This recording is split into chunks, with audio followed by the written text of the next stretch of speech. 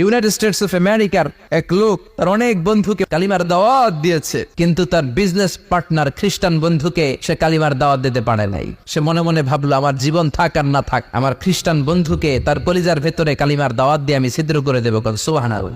খ্রিস্টান বন্ধুকে দাওয়াত করলো তার বাড়িতে, ভাবলো একটা দাওয়াত করি, দাওয়াতে খাইতে আসলে কালিমার দাওয়াত দিয়ে দেবো। খানার দাওয়াতের লগে কালিমার দাওয়াত আছে না নাই? ও মিয়া, খাওয়া আছে যেখানে মানুষ যায়, জিলাপি আছে যেখানে পোলাপান যায়, দাওয়াত দিল, খাবারের দাওয়াত, ডাইনিং টেবিল ভর্তি খাবার আর খাবার। খ্রিস্টান বন্ধু আসছে, পেট ভরে খেয়েছে, মহা খুশি, আমার মুসলিম বন্ধু আমার দাওয়াত দিয়েছে, আমাকে লাঞ্চ করালো। এরপর স্টারবাকসের 2টা কফি দুইজনে নিয়ে ডাইনিং টেবিলে বসেছে। তো মুসলিম বন্ধুর মাথায় চিন্তা, যে করেই হোক কালিমার দাওয়াতটা আমার এই খ্রিস্টান বন্ধুর অন্তরের মধ্যে আমি ঢুকিয়ে দিব।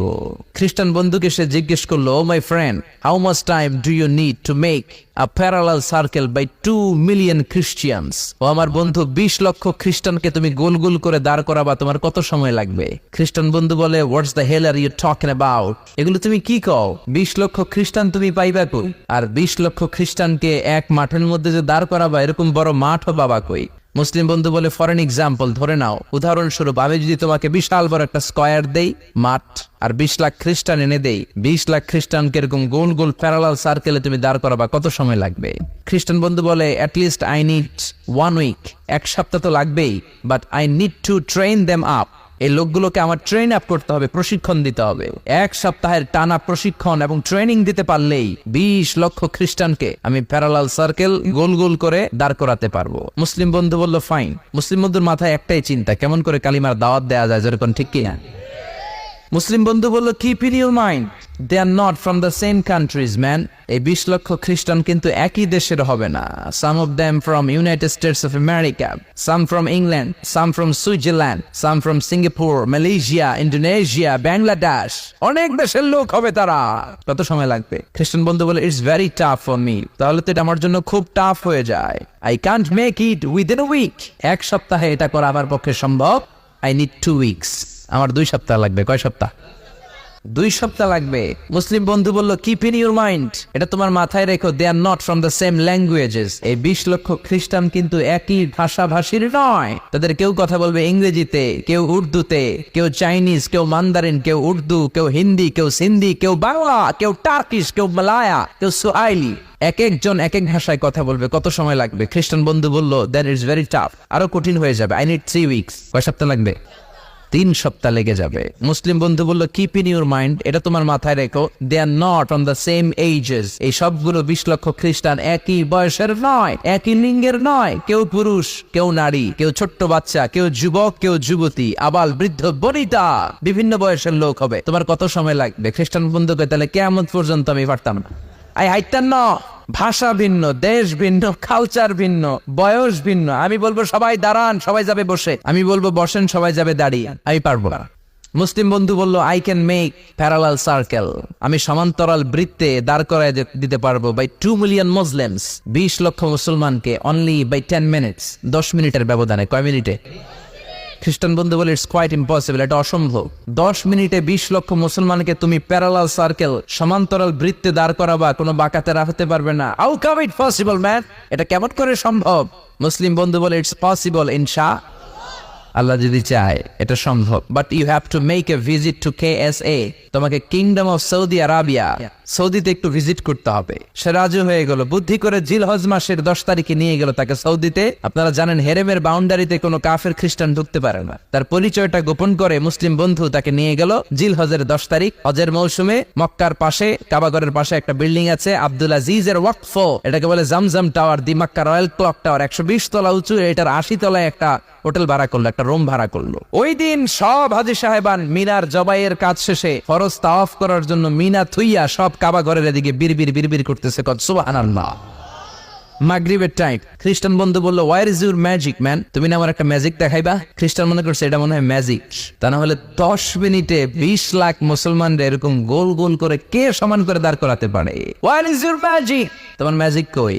মুসলিম বন্ধু বলে, let's go to very close to the window, চলো জানালার কাছে যাই। 80 তলা বিল্ডিং এর উপর থেকে জানালার কাছে যে when the open the window, যখন জানালা খুললো নিচে তাকিয়ে খ্রিস্টান বন্ধু তো অবাক। 20 লক্ষ হাজি সাহেবান, একটা ইজার একটা রিদা, একটা সাদা কাপড়ের চাদর একটা সাদা কাপড়ের লুঙ্গি পরে লাব্বাইক লাব্বাইক বলে কারে ডাকে।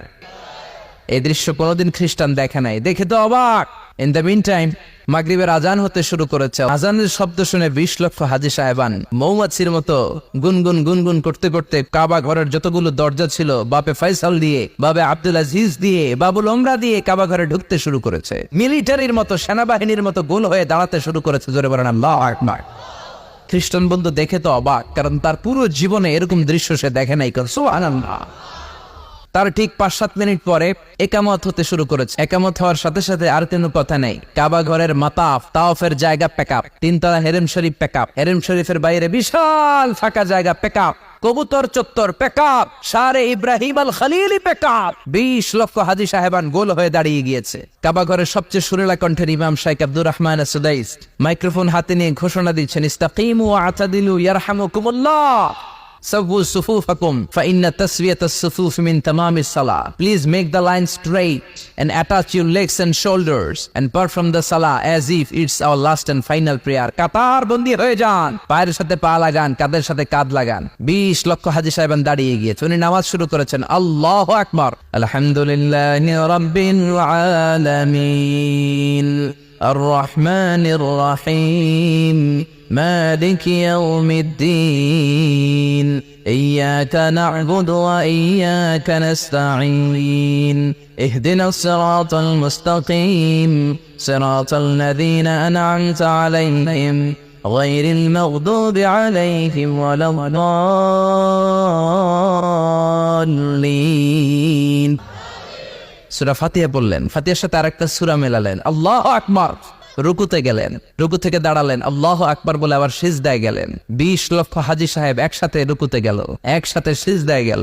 80 তলা বিল্ডিং এর উপর থেকে যদি আপনি তাকান যে 20 লক্ষ হাজি একসাথে উঠে একই কাপড়, maintaining the same dress code, একই ড্রেস পরে দে আর গোইং টু রুকু, দে আর পারফর্মিং দ্য সুজুদ, একসাথে রুকু দেয়, একসাথে সিজদা দেয়। এই দৃশ্য দেখলে কান্না কলিজা ঠান্ডা হয়, যেরকম ঠিক কিনা?